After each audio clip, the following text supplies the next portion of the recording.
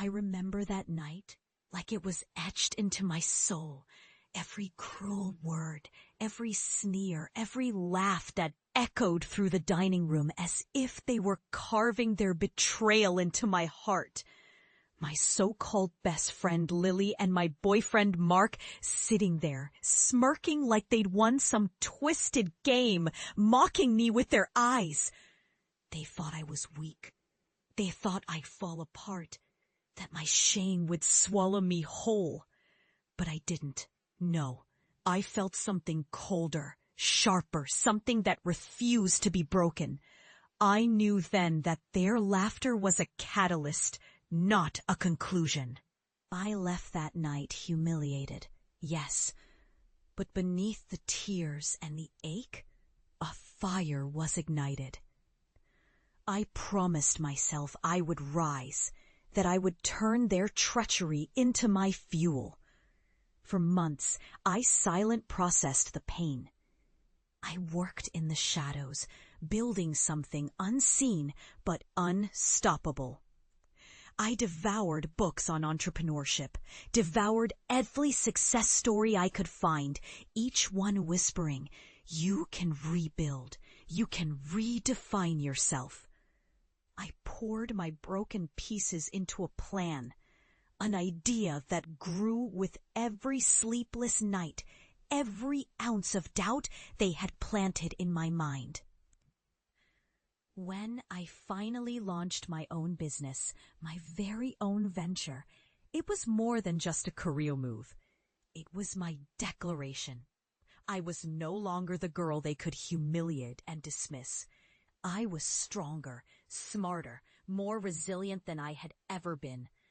The ridicule they threw at me became the foundation of my resolve. I turned their mockery into my motivation, transforming that pain into power. And then, years later, I returned. Not with anger, but with quiet confidence. I walked into that same dinner party, into that same room where their laughter once shattered me. This time, I was dressed in success, my company thriving, my confidence unbreakable. I looked at Lily and Mark, and I saw the ghosts of their past cruelty.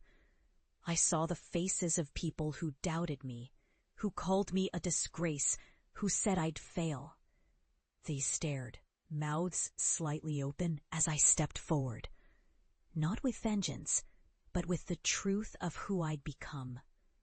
I spoke softly, but every word carried the weight of my journey.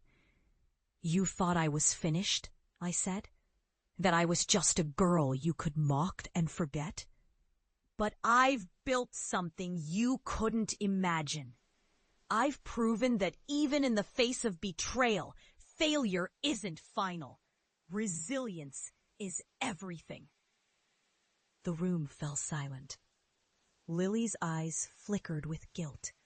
Mark's face flushes with regret. I didn't need to scream.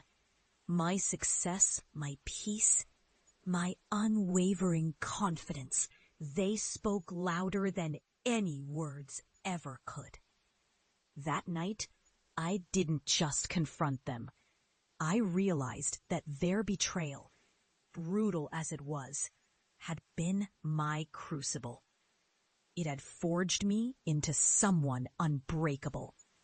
I had become unstoppable, not despite the pain, but because of it.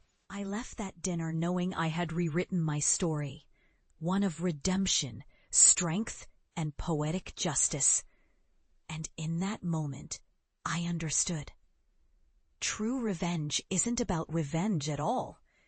It's about rising beyond the hurt, transforming your scars into stars, and proving that no betrayal can ever define you unless you let it.